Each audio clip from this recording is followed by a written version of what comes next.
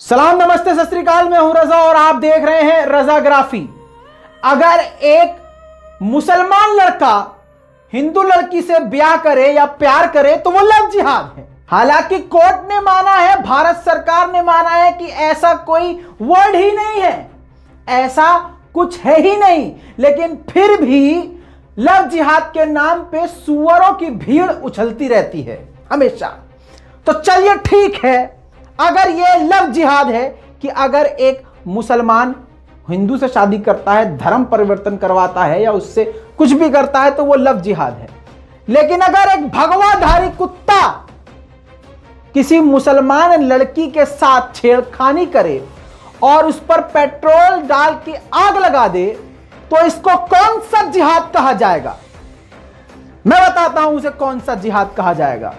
उसे भगवा जिहाद कहा जाएगा, उसे नकली हिंदुत्व का जिहाद कहा जाएगा। कौन से हिंदुत्व में लिखा है कि तुम बलात्कार करो, छेड़खानी करो, लेकिन नहीं, इस संघी और इस भगवाधारी और आज के इस नकली हिंदुत्व में यह सब हो रहा है। क्यों? क्योंकि बीजेपी का एजेंडा ही जब यह क्लियर है कि मुसलमानों की महिलाओं के कब्र से निकाल के बलात्कार करेंगे तो जिंदा लड़कियों को छोड़ेंगे क्या? बिहार की गुलनास 20 साल की लड़की जिसकी मां कपड़े सिल के पेट पालती, घर चलाती, और इस लड़की की शादी 4 महीने बाद होने वाली थी। बिहार के वैशाली की रहने वाली ये लड़की 3 महीने से इसके साथ एक ही गुंडा बार बार अपने दोस्तों के साथ छेड़खानी कर रहा था। ये कूड़ा फेंकने जाती थी, सड़क वहां बन रही थी और लड़के वहां गुंडे, भगवाधारी गुंडे उससे बदतमीजी करते थे, छेड़खानी करते थे।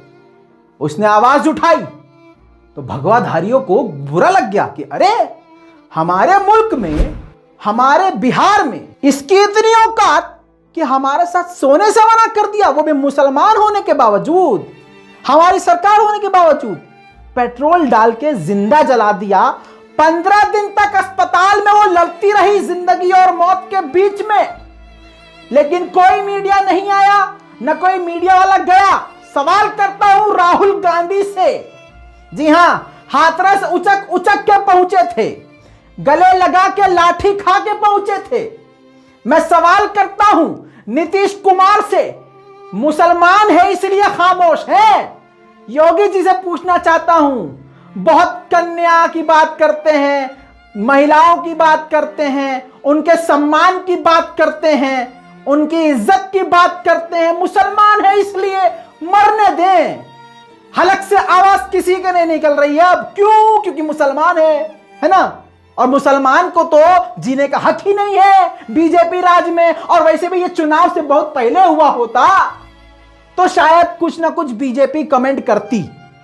कोई भी नेता जो अर्नब गोस्वामी के मैटर में 7 दिन तक सुनवाई लगातार होती रही और उसके सपोर्ट में सारे झंडे लेकर, भगवा झंडा लेके, भारतीय झंडा लेके, बीजेपी का झंडा लेके उसको छुड़वा के ही माना।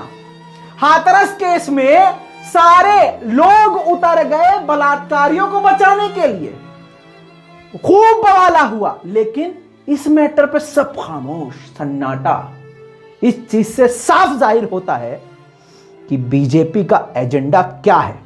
नीतीश कुमार ने कोई ट्वीट नहीं किया, किसी भी नेता ने, मैं तो कह रहा हूं राहुल गांधी ने कमेंट नहीं किया, किसी ने कुछ कहा ही नहीं, चुप, सन्नाटा। क्यों? क्योंकि मुसलमान लड़की है, कीड़े मकोड़े हैं, मरने दो मुसलमानों को। दोस्तों, आप ये जान लीजिए कि मरने से पहले गुलनाज ने नाम ले लेके बताया था कि किसने जलाया है और क्या घटना है। देख लीजिए पहले ये वीडियो। मेरा नाम हुआ गुलनाज खातून, मैं ग्राम पंचायत राज रसलपुर हबीब से बोल रही हूँ। हम जा रहे थे तो एक लड़का ने, सतीश कुमार पिता विनय राय का लड़का था, और हम जा रहे थे कचरा फेंकने के लिए।